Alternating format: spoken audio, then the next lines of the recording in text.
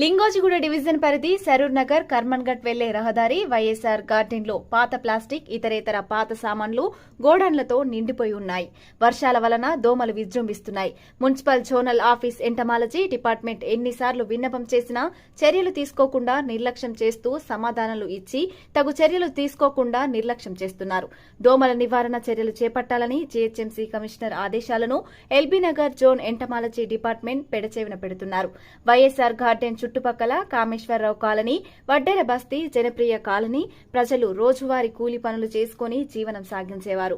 Dengue, malaria లాంటి వ్యాధుల బారిన పడితే తగిన వైద్యం చేయించుకోలేకపోతున్నామని ఆవేదన వ్యక్తం చేశారు. ఇప్పటికైనా తగు చర్యలు చేపట్టాలని లేదా 3 కాలనీల వాసులు జోనల్ కమిషనర్ కార్యాలయం ఎదుట ఆందోళన చేపడతామని హెచ్చరించారు. Saroor Nagar Kameswara Rao colony ward number 18 మా లింగోజిగూడ సరూర్ నగర్. మా ఇంటి పక్కన మొత్తం అది ప్లాస్టిక్ పరికరాలు పనికిరానివి ఇక్కడ వేసేసాను. మొత్తం నీళ్ళు నిల్వ మున్సిపల్ వాళ్ళు వచ్చి ఇంత చెంబులో నీళ్ళుంటే మొత్తుకొని పోతారు, వాళ్ళు టైర్లో ఉంటే మొత్తుకొని పోతారు. కానీ ఇంత పెద్ద ఉంది వెనుక, కానీ గోదాం ఉంది ప్లాస్టిక్, ఇది ఎవరు పట్టించుకుంటలేరు. జిహెచ్ఎంసీ వాళ్ళకి చెప్పినా వాళ్ళు కూడా యాక్షన్ తీసుకుంటలేరు. లాస్ట్ టైం మా మన్మరాలకు 2 సార్లు డెంగ్యూ వచ్చింది, ఈసారి కూడా వచ్చింది డెంగ్యూ. పిల్లలకంతా జ్వరాలే ఉన్నాయి. ఇంట్లో బస్తీలో చాలా మందికి దగ్గర ఒక 30-40 మంది పిల్లలకు జ్వరాలు వెళ్తాయి ఇక్కడ చూస్తుంటే.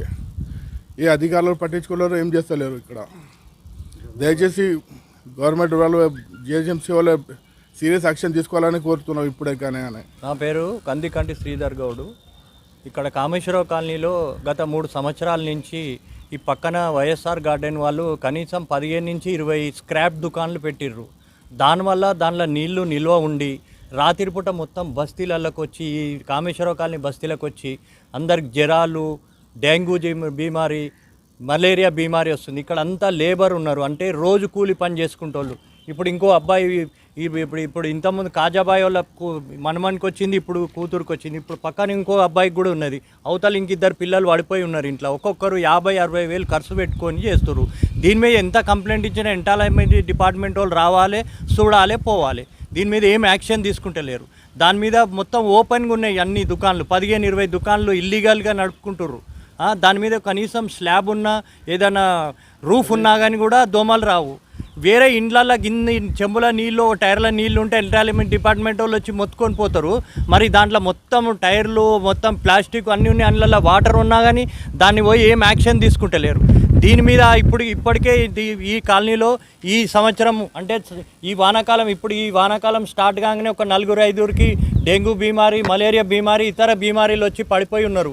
దీని మీద ఇమ్మీడియట్లీ ఒక వారం లోపల యాక్షన్ తీసుకోకుంటే మేమంతా వచ్చి ఆఫీస్ దగ్గర, జోనల్ ఆఫీస్ దగ్గర, అందరి దగ్గర ధర్నా చేస్తామని మీ మీడియా పరంగా జోనల్ కమిషనర్కి ఉండని గవర్నమెంట్ వాళ్ళకు విన్నపి చేస్తున్నాము. మేము ఖచ్చితంగా దీని మీద చర్య తీసుకోకుంటే మాత్రం మేము రోడ్ ఎక్కి ధర్నా చేయాల్సి వస్తుంది.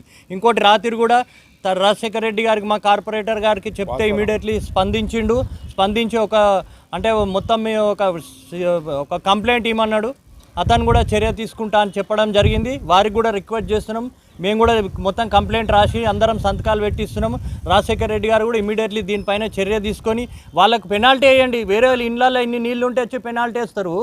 ఎంటమాల డిపార్ట్మెంట్ వాళ్ళు ఎందుకు భయపడుతున్నారు? వాళ్ళతోని ఎందుకు చేస్తారు అట్లా?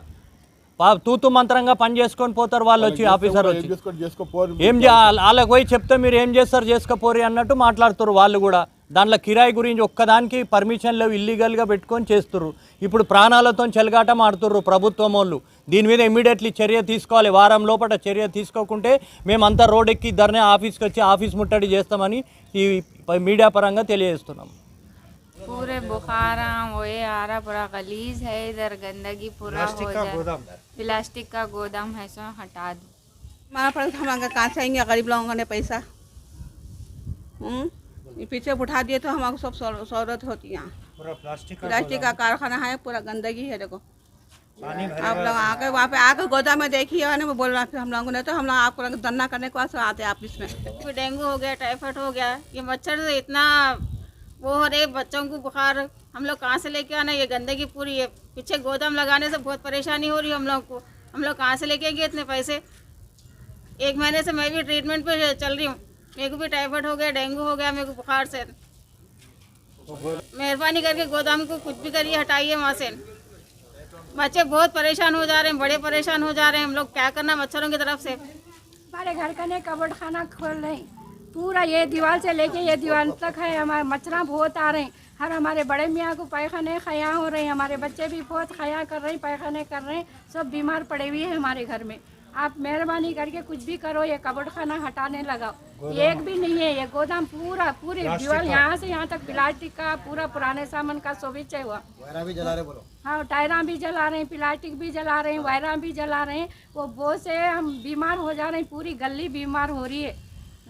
मलेरिया का बुखार आ रहा है, टाइफाइड का बुखार आ रहा है, डेंगू बुखार आ रहा है। हम लोग कहाँ से लाके दवा खिलाना बच्चों को? गवर्नमेंट में दवा गए तो वो दवा सही लग रही नहीं, कुछ भी नहीं बच्चों को। మా ఇంట్లో పిల్లలు ఉన్నారు, ఎన్నిసారి చెప్తే కూడా సౌండ్ వస్తే కూడా వాళ్ళు వినిపించారు. పిల్లలు జ్వరం వస్తుంది, డెంగ్యూ వస్తుంది. మా ఇంటి వెనకకు లారీ వేస్తారు, సౌండ్ వస్తుంది, పిల్లలు నిద్రపోతలేదు. ప్లాస్టిక్ గోదాం ఎన్నిసారి చెప్తే ఎన్నిసారి కంప్లైంట్ ఇస్తే కూడా వాళ్ళు ఏం పట్టించుకోలేదు. తీసేయాలి గోదాం. సరునారు లింగోజీ కూడా కాంపిటీషన్ వచ్చి మాట్లాడుతున్నాను. వెనక వైఎస్ఆర్ గార్డెన్ ఓపెన్ ప్లేస్ ఉంది మొత్తము. అలా ప్లాస్టిక్ది పెట్టారు, అలా దోమలు ఈగలు బాగా వచ్చేసి పిల్లలకు కడిచి దోమలు జ్వరాలు వస్తున్నాయి. ఎన్ని రోజుల నుంచి మేము ఇబ్బందులు పడుతున్నాము, వాళ్ళకు ఏం చెప్పినా అర్థమవుతలేదు. కొంచెం చేయండి, మాకు యాక్షన్ తీసుకోండి కొద్దిగా. पीछे सतरेड्डी का बाग है ना, बाग में टायरों की बुआती जलाते थे और कुछ बैटरियाँ फोड़ते, बैटरी का स्मेल अलग आता है, एसिड का बैट स्मेल अलग आता है और मच्छर बहुत मच्छर आते, मच्छर बहुत आते हैं, उससे बुखार आ रहे। दिन में बैठे थे वैसे पेन लेके बैठना पड़ रहा, मच्छर काटते इतने मोटे दौड़े आ जा रहे, जब का जब मच्छरों बचने के वास्ते पहनना पड़ रहा। बच्चे सब बीमार हो रहे। पीछे का सब स्क्रैप का बंद हुआ तो ज़रा सही हो सकता। गवर्नमेंट एक्शन తీసుకోవాలి దీని మీద.